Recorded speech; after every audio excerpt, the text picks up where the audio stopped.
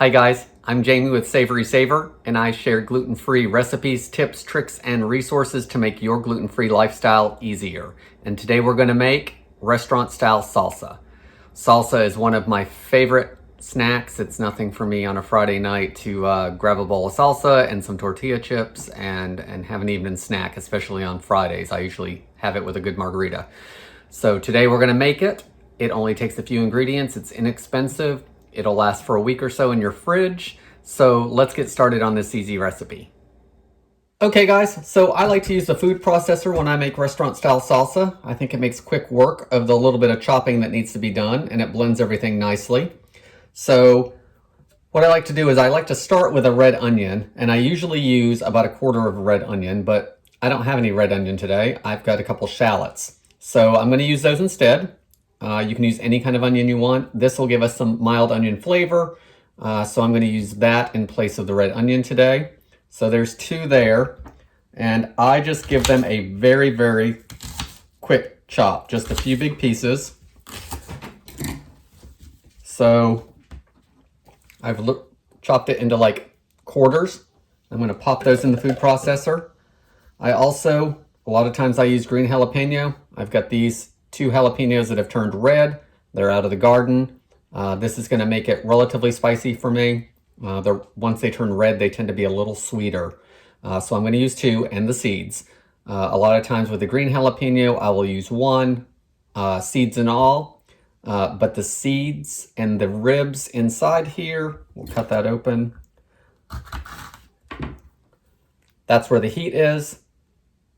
Or in those seeds and ribs, so cut those out if you don't like it spicy. Feel free to use as much or as little jalapeno as you'd like, and or seeds. Use a serrano, that would be good in here if you like a lot of heat. It's really up to you. Again, I just cut it into some nice big chunks. We're gonna throw it all in there. Guys, I also have a couple cloves of garlic. A lot of times I just use garlic powder, about 3/4 of a teaspoon. Today I'm going to use some fresh. And to make sure it's finely minced for me, even though this stuff is chunked up, I'm okay with it being a little chunky, but I want the garlic really fine. So I'm just going to use this grater. I'm going to grate it in.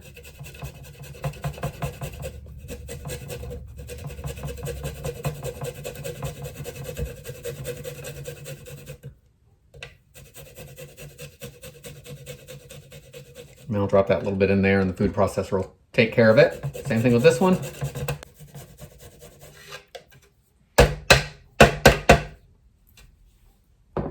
Got that in there.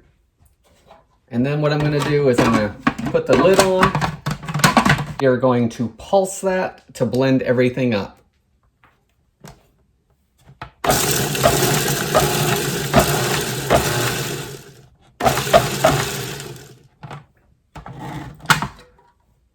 All right, guys, that just took a second.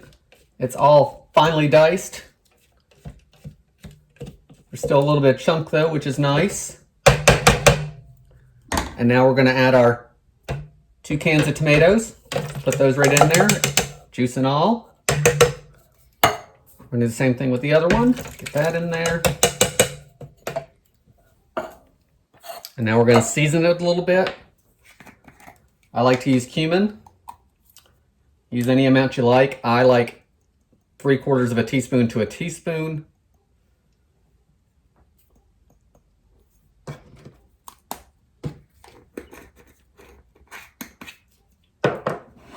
We're going to do a little bit of salt. Those tomatoes have some in there, so we don't need a whole lot, but we are going to put a few pinches of salt in there. Pinch of black pepper. This is some cilantro that I had in the freezer. I'm going to put some of that in there. If you don't like cilantro, leave it out.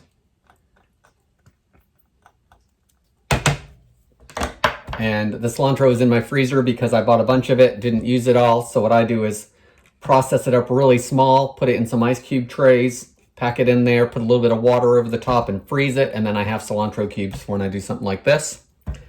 The other thing is I've got one lime here that actually is not looking really good, but we'll get that juice out of there and use it up. So we use 1 juicy lime,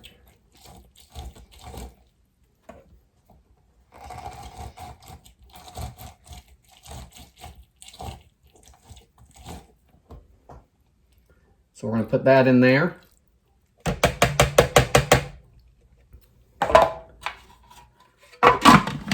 Put that lid back on, and then we're going to pulse it all till it's blended.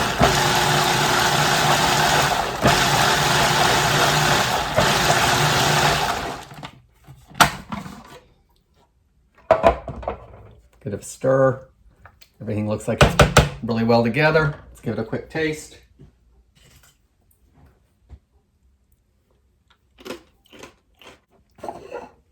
Needs a pinch more salt.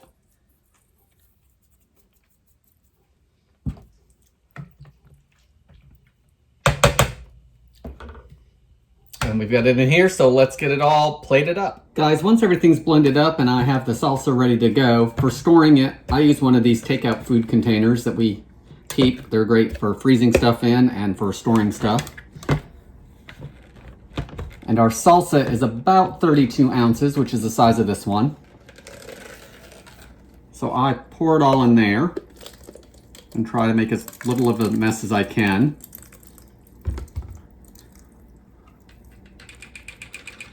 And as you can see, that fits great.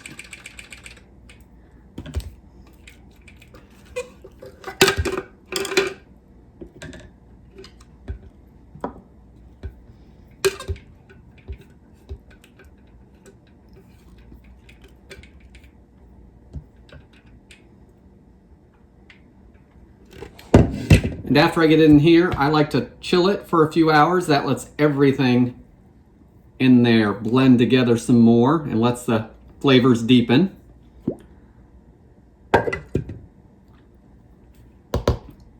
So I'm gonna pop the lid on it, put it in the fridge, and we will be back shortly and we will give it a taste.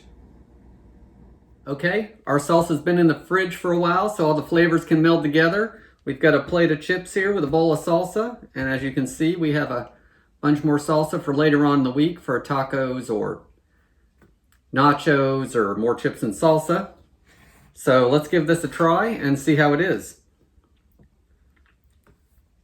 So as you can see, it's pretty chunky still. I like it with a little bit of chunk, but it's not as thick as some of the ones that you get store-bought.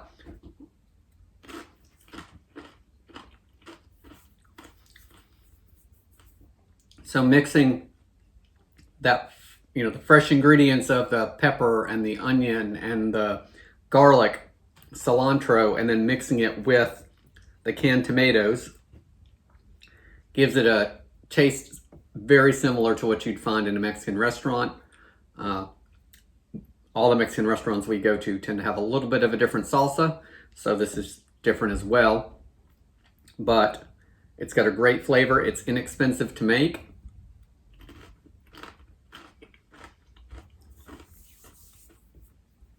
It's not too spicy for me. Everything is totally adjustable. Less heat, more cumin, less cumin. No salt if you don't want salt. Cilantro or not. If you don't like cilantro, add parsley if you want a little bit of green in it. Totally customizable. And you get a lot of salsa for $1.50 worth of ingredients. So guys, I hope you liked this video. If you did, please give me a thumbs up. Subscribe and hit that notification bell so you don't miss other videos. I want to thank you guys for hanging out with me, and we'll see you on the next episode. Thanks.